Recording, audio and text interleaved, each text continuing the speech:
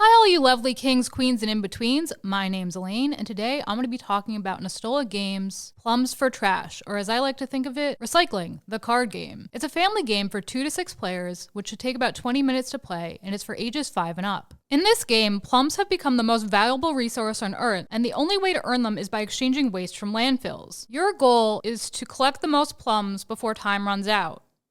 Before I get into my how to play, I want to take a few moments to review the different cards that appear in the game. There are 4 different types of basic cards. The first are containers. There are 4 different types that appear in the game: glass, plastic, paper, and organic waste. Players are going to place waste cards on or under their container cards. Next are the different types of waste. These are marked with a special symbol and color corresponding to the respective container. Next up are plums. The tops of plum cards have their value. Plums equal points. At the bottom is a listed price, the type and amount of waste needed to purchase a plum card from the market. All these cards are worth 2 to 6 points each. Next up are wild cards. Wild cards may be used to represent one waste card of the color or symbol depicted. For example, you may use this wild card to represent glass or organic waste. Next up are the 5 different types of special cards. First up is the magnet. This allows you to take one waste card from another player's container that matches the color and symbols on the magnet card. You may take a wild card only if both colors on your magnet match the wild. Next up are bonus cards. You get to choose 2 cards from the landfill and take them both. Next are the mess cards. This forces all players except you to return one of their waste cards from a container of their choice to the landfill. There are also exchange cards. These allow you to exchange one of your waste cards for another player's waste card of your choice. Finally, there are extra plums. These cards are placed in front of you and are worth 1 plum at the end of the game.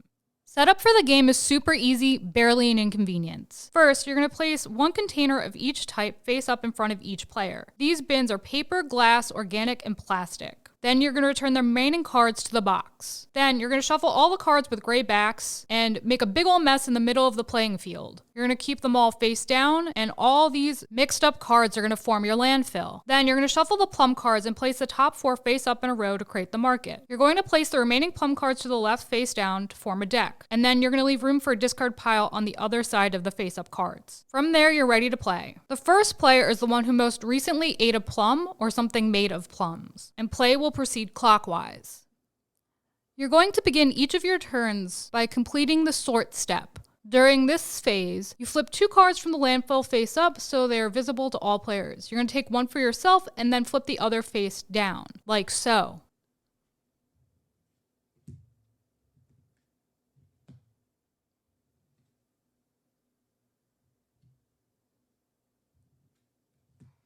Any waste cards will be placed in their matching bin, which are very conveniently color coordinated for you. And if you happen to get a special card, you're going to place it face up next to you.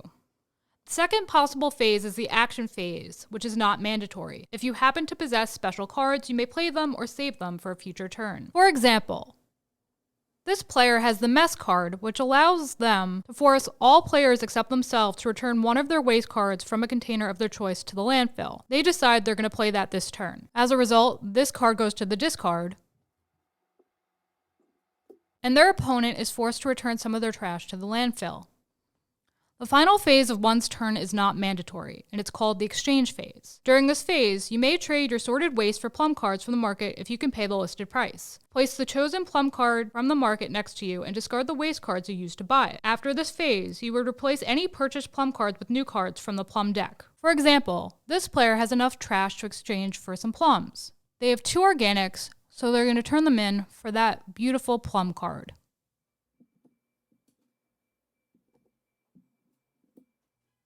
I've just progressed the game again to show you all how the game comes to its conclusion. The game ends when either all plum cards have been purchased, or when players cannot take any actions to gain more plums. At this point, each player counts the value of plums in front of them, and the player with the most plums wins the game. If there's a tie, the player with the highest value plum card wins the game. For example, if we were to count this player's cards, we would simply add everything together. 4 plus 3 is 7, plus 2 is 9, plus 5 is 14, plus another 5 is 19, plus 3 is 22, plus 2 is 24, plus 2 is 26, plus another 3 is 29, and then another 2 would make 31.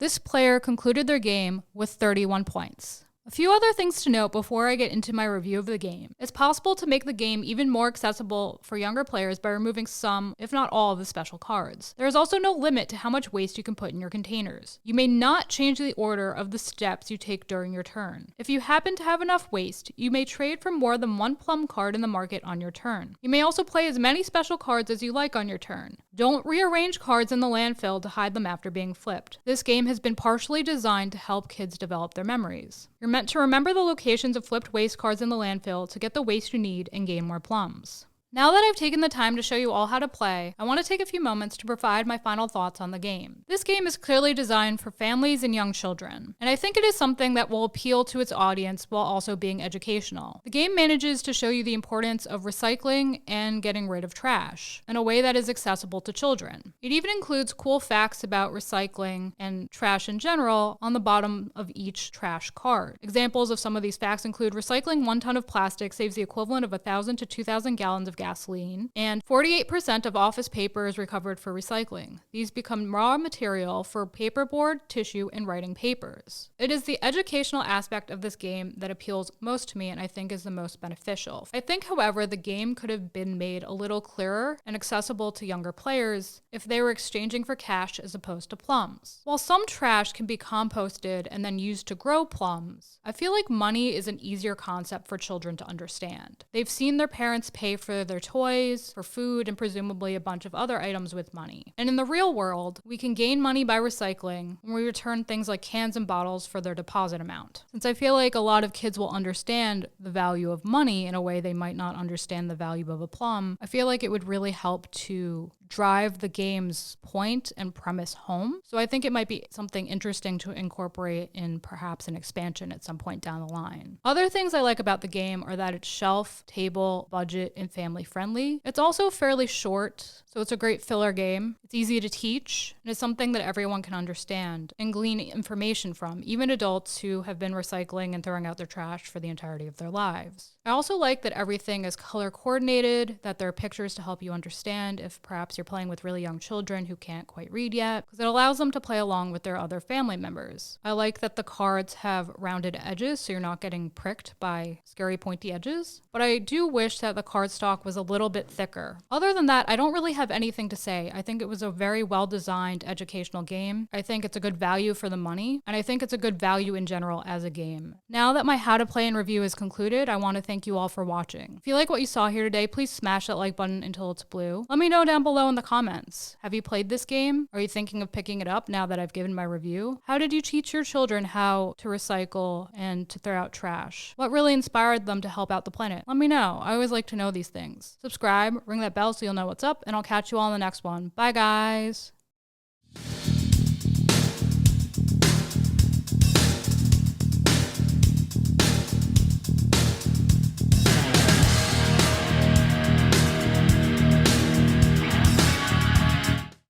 Hi, Tisha Valenza, aka Poison Ivy, and you've just been watching King's Entertainment Reviews. Don't forget to like, subscribe, and watch.